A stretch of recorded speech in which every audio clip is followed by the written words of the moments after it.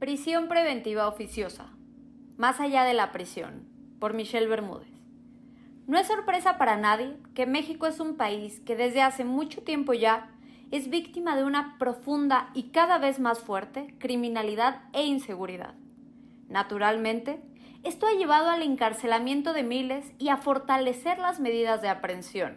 Sin embargo, como ya lo hemos platicado en este espacio, toda política y decisión pública siempre tiene más de un impacto. Y en este caso, se ha dejado de lado el impacto que tienen los menores. Durante los últimos años, la prisión preventiva oficiosa ha sido un tema altamente controversial. Uno de los factores que despertó inquietud fue la iniciativa presentada por el presidente de la República, Andrés Manuel López Obrador, ante la Cámara de Diputados para ampliar el catálogo de delitos que ameritan prisión preventiva oficiosa previsto en el artículo 19 de nuestra Constitución. La prisión preventiva oficiosa, en pocas palabras, implica que una persona que presuntamente haya cometido alguno de los delitos que esté contenido en dicho catálogo puede ser enviada a prisión sin necesidad de un juicio. Organismos internacionales, como la Corte Interamericana de Derechos Humanos, se han pronunciado en contra de este tipo de medidas debido al riesgo que representan al principio de presunción de inocencia. Si bien son muchos los factores a considerar previo a determinar si una medida de estas características merece ser erradicada o por el contrario ampliada, algo que definitivamente no podemos dejar de lado es que antes de aprobar o rechazar una iniciativa, resulta clave analizarla de forma integral. Las políticas públicas siempre tienen más de una cara. La prisión preventiva oficiosa no impacta únicamente en la seguridad del país o en la vida de la persona privada de su libertad, sino que igualmente tiene un impacto social importante, siendo uno de los más importantes aquel que tiene en el entorno y las familias de aquellos que son aprehendidos. Para comprender mejor esta realidad, platiqué con Rosalinda López, directora general de FUNFAI, organización dedicada al cuidado y protección de menores que tienen entre 2 y 15 años de edad, cuyos padres han sido ingresados en prisión. Tras preguntarle cuál es el impacto que tienen los niños, niñas y adolescentes que alguno de sus padres se ha ingresado a prisión, respondió lo siguiente. Lo que logramos identificar es que se generan traumas más derivados de las pérdidas, de los procesos de duelo que no son atendidos, de la ansiedad y la preocupación por no saber qué va a pasar o qué está pasando con sus padres. Cuando ya se enteran que están dentro de un centro de inserción, la familia se ve totalmente quebrantada.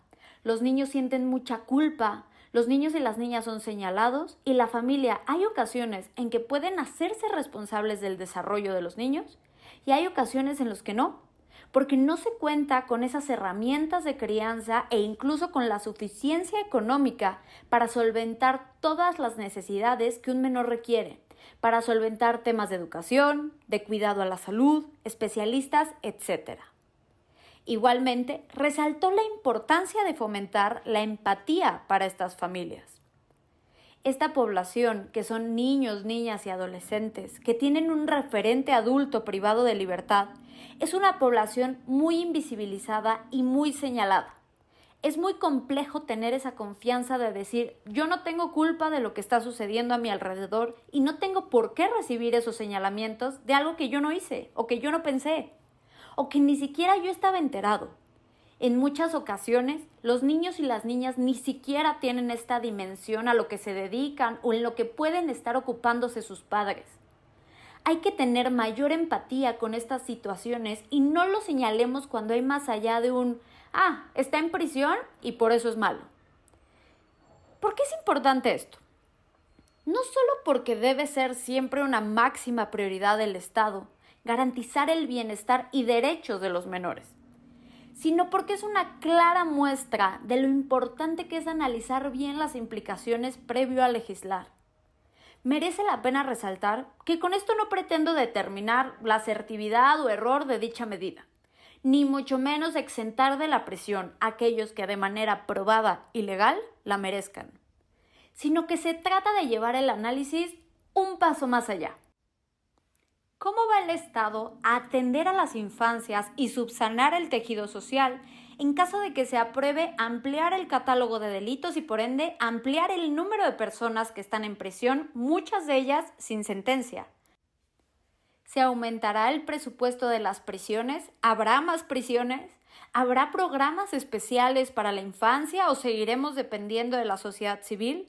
¿Los niños, niñas y adolescentes que se encuentran en esta situación recibirán la atención física y psicológica que necesitan? ¿Qué realidad viven los niños y niñas cuyos padres tienen años en prisión sin poder recibir sentencia? ¿Es realmente justo para todos? Es muy importante siempre, ya seamos ciudadanía o gobierno, que cuando diseñemos y apoyemos algún cambio institucional, legislativo, administrativo o judicial, procuremos hacerlo de manera integral. Es importante porque lo que podría parecer como algo que pueda ayudar en una mala ejecución puede terminar perjudicando aún más, no resolver el problema de raíz y tener externalidades negativas que generen círculos viciosos y dañen a los más inocentes. Una vez más, los actos de gobierno y las políticas siempre tienen dos caras de la moneda y un impacto más profundo de lo que parece. Te invito a que juntos continuemos este análisis dual.